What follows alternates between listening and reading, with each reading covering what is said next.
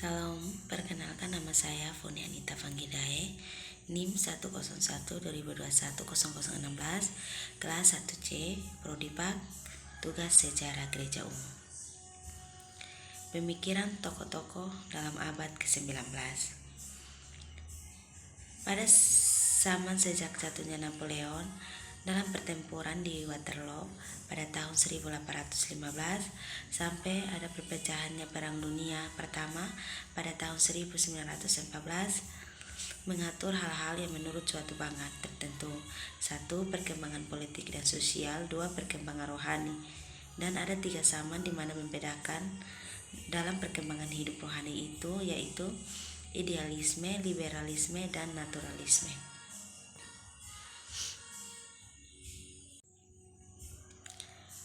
Nama tokoh-tokoh gereja abad ke-19. Yang pertama, Albert Ritz. Albert Ritz adalah seorang teolog Kristen yang menganut paham liberalisme. Sepanjang abad ke-19, Albert Ritz termasuk salah satu tokoh liberalis yang paling berpengaruh. Albert Benjamin Ritz dilahirkan di Berlin pada tahun 1822. Ritz adalah anak seorang pendeta di Berlin. Ayahnya yang bernama Georg Karl Benjamin Ritz ialah mempelajari teologi di beberapa kota seperti Bonn, Halle, Heidelberg, dan Tübingen. Selama menjadi mahasiswa, Ritz sangat tertarik mempelajari filsafat Hegel. Ritz kemudian mengajar teologi di kota Bonn dari tahun 1846 hingga 1864. Ia pun pernah menjadi guru besar di bidang teologi di kota Tübingen selama 2 tahun dari tahun 1862 hingga 1864. Pemikirannya sangat dipengaruhi oleh neo-Kantianisme dengan berpegang pada prinsip-prinsip histori. Ia kemudian berusaha memeriksa dan mempelajari psikologi agama, perbandingan agama dalam bidang lainnya yang serupa dengan itu. Merupakan tujuan yang hendak dicapai oleh gereja dalam segala aktivitas yang dikerjakan. Mulailah gereja persaudaraan dari kerajaan Allah dinyatakan terutama tampak dalam setiap karya yang dilakukan orang-orang Kristen, dan dengan ketaatan mereka terhadap ajaran-ajaran Yesus. Dengan gagasan itu juga Richard mengkritik secara tajam teologi Protestan yang berkembang sebelumnya dinilainya menekan aspek iman secara berlebihan. Kristen tentang pembenaran dan perdamaian yang terdiri atas 3 jilid, Justitas, Pietisme, Sejarah Pietisme, terdiri dari 3 jilid yang dibuat dari tahun 1880 hingga tahun 1886.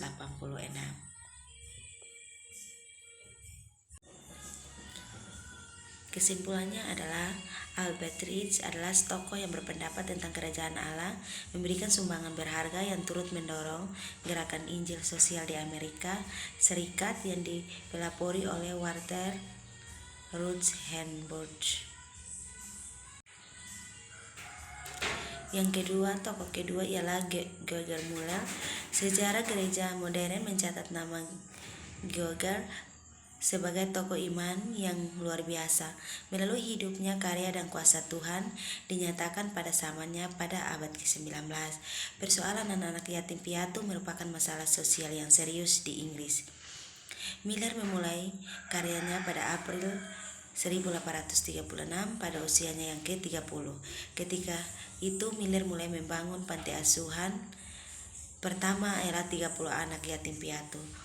Tanpa dukungan dana yang tetap, panti asuhan kecil di kota Bristol ini mengundang perhatian banyak orang untuk melihat apakah Tuhan akan membiayai proyek ini.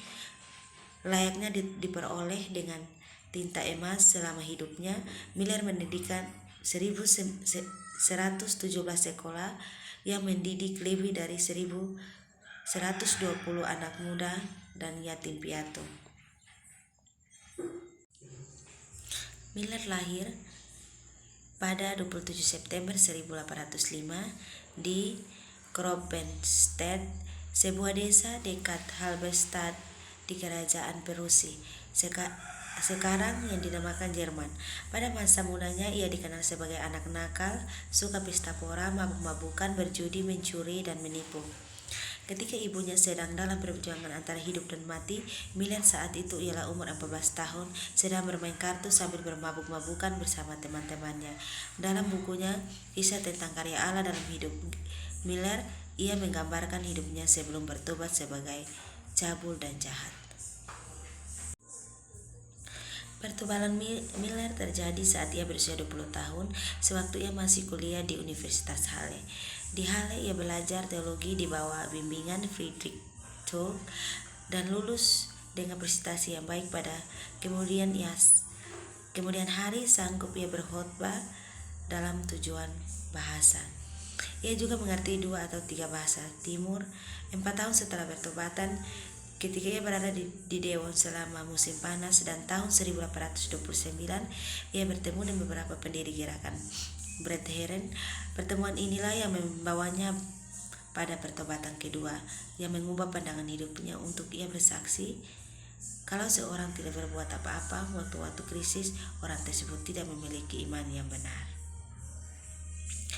Pergumulan November 1825, selama 4 tahun pertama sebagai orang Kristen baru aku lemah dan berbagai hal, maupun pada bulan Juli 1829 aku merasakan perubahan total dalam hati, katanya. Menurut Miller, iman yang sejati bukan berarti kita diam. Itu sebabnya ia berkata, kalau seseorang tidak berbuat apa-apa pada waktu-waktu krisis, orang tersebut tidak memiliki iman yang benar. Dalam kesempatan yang lain ia berkata, aku tidak menganggap diriku sungguh mengadakan mujizat. Aku tidak mau bekerja kami dianggap luar biasa atau menarik. Sayang sekali bahwa banyak orang dengan sembrono menganggap sebagian mujizat pada tahun 1871.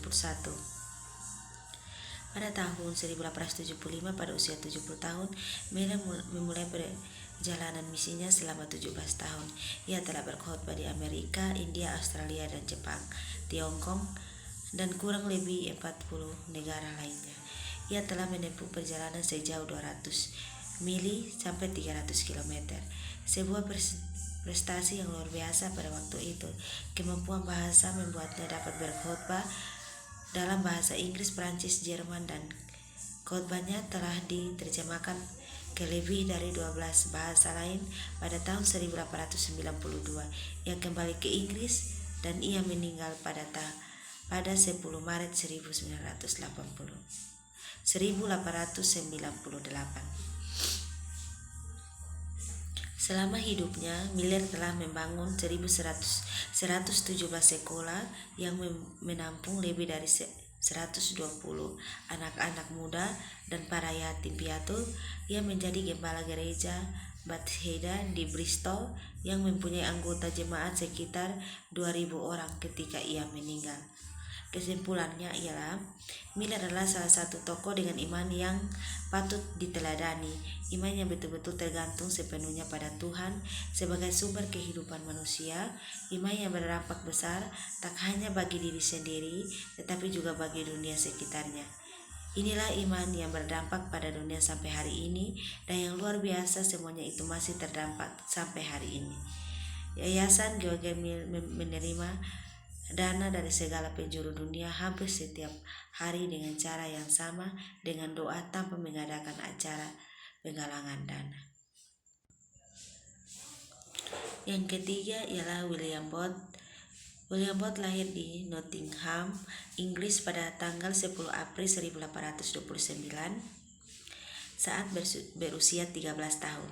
Ekonomi keluarganya betul-betul hancur berantakan sehingga Booth yang semula mendapatkan pendidikan yang sangat berkualitas akhirnya harus meninggalkan bangku sekolah dan bekerja di rumah gadai. Di sana ia melihat jurang yang begitu dalam antara yang kaya dan yang miskin.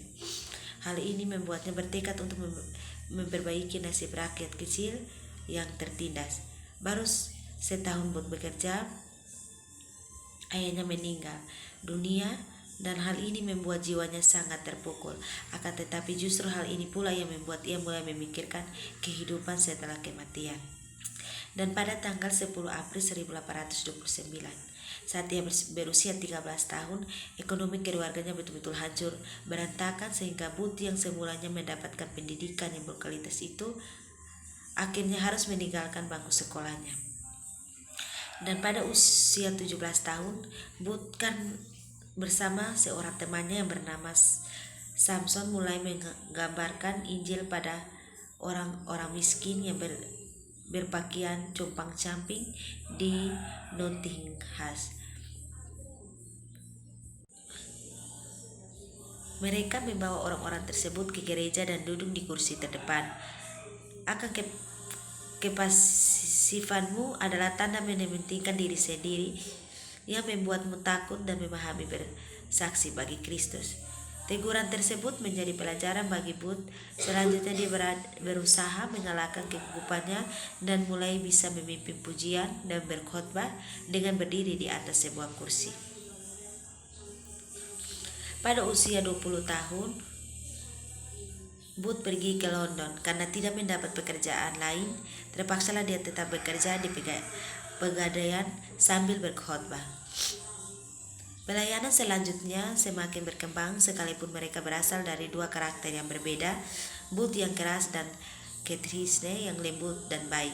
Bahkan kemudian mereka pun dijalani dengan baik.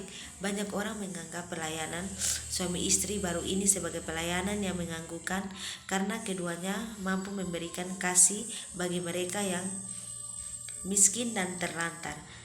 Namun pihak gereja memperlakukan mereka secara tidak adil karena tidak suka dengan pola pelayanan Booth dan khotbahnya. Melakukan tidak adil nyatanya dalam berbentuk pembatasan terhadap pelayanan Booth dan istrinya. Mereka tidak dapat menerima perlakuan ini. Dengan berhati-hati mereka pindah ke gereja persekutuan baru Metodis. Di sana mereka melayani selama 9 tahun dari tahun 1861 ketika diadakannya konferensi tahunan gereja. Mereka menyatakan keluar dari gereja dan memulai pelayanan sendiri sehingga hidup lebih bebas. Tuhan telah membukakan pelayanan yang baru bagi mereka. Dengan usaha dan dana sendiri, mereka memasuki daerah-daerah pelayanan yang rawan. Dengan keberanian dan penyerahan penuh, mereka memasuki tempat-tempat kumuh. Mereka tetap tidak mundur sekalipun dicemooh. Bagi mereka, yang paling utama adalah menyatakan kasih Kristus pada orang-orang terlantar, sekalipun risikonya sangat besar. Kepasifanmu adalah tanda mementingkan diri sendiri yang membuatmu takut dan memaham bersaksi bagi Kristus. Seiring dengan berjalannya waktu, semakin banyak orang yang mengikuti pelayanan mereka. Hal ini juga membuat mereka harus mempunyai tempat ibadah yang tetap, namun mereka tidak memiliki kemampuan dalam hal dana. Akhirnya mereka hanya menyediakan sebuah tenda sederhana di mana jemaat-jemaat bisa berkumpul untuk belajar firman Tuhan. Namun tenda hanya bertahan 2 bulan karena diterpa angin kencang. Booth tidak habis akal sekalipun tenda hancur, tapi ibadat harus tetap berjalan. Itulah sebabnya Booth dengan gigih berusaha untuk dapat mengadakan ibadah dengan menggunakan gedung sandiwara, toko, bahkan di samping kandang buat binatang. Memang merupakan hal yang memperhatikan, namun justru pelayanan mereka bisa semakin berkembang. Setelah semakin berkembang, Booth mendirikan lembaga pelayanan untuk London Timur yang diberi nama D.S. London Christian Missionary. Lembaga ini sangat memperhatikan nasib para pekerja yang berpenghasilan rendah, sehingga selain menyebarkan Alkitab, traktat, dan buku, Booth juga mendirikan bank tabungan untuk dapat meningkatkan taraf hidup mereka. Lembaga ini kemudian berkembang dengan pesat dan memungkinkan mereka untuk menyelenggarakan berbagai kegiatan seperti kebaktian wanita, sekolah minggu, sekolah Alkitab, dan sekolah sore untuk mengajar orang-orang miskin di London Timur agar dapat membaca dan menulis Di samping itu, lembaga ini juga menerbitkan majalah, yaitu The East London Evangelist, sebagai media informasi dan komunikasi. Melihat semakin berkembang pelayanan lembaga ini, Booth mengganti nama lembaga menjadi The Christ Mission. Penggantian nama ini mempunyai tujuan agar pelayanan mereka bukan hanya difokuskan ke London Timur, melainkan ke seluruh Indonesia, ke seluruh dunia.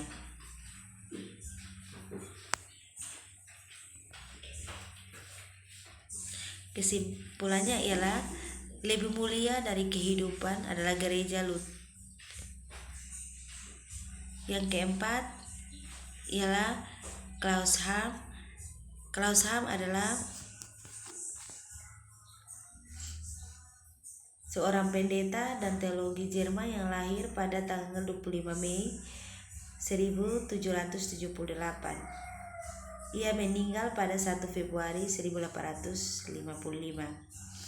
Gaya tujuan Harjes membuatnya sangat populer dan dia melakukan pelayanan besar untuk tujuan, terutama pada tahun 1817 ketika pada peringatan 300 tahun reformasi dia menerbitkan berbagai buku dengan tesis Luther. Sambil pula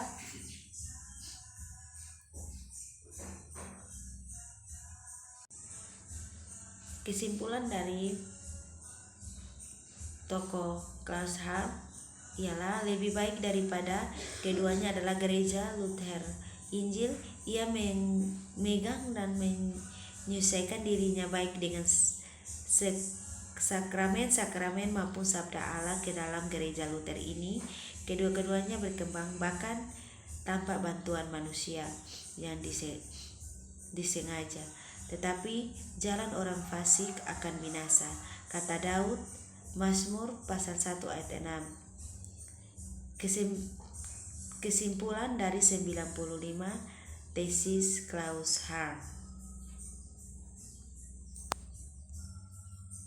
Sekian dan terima kasih. Tuhan Yesus memberkati.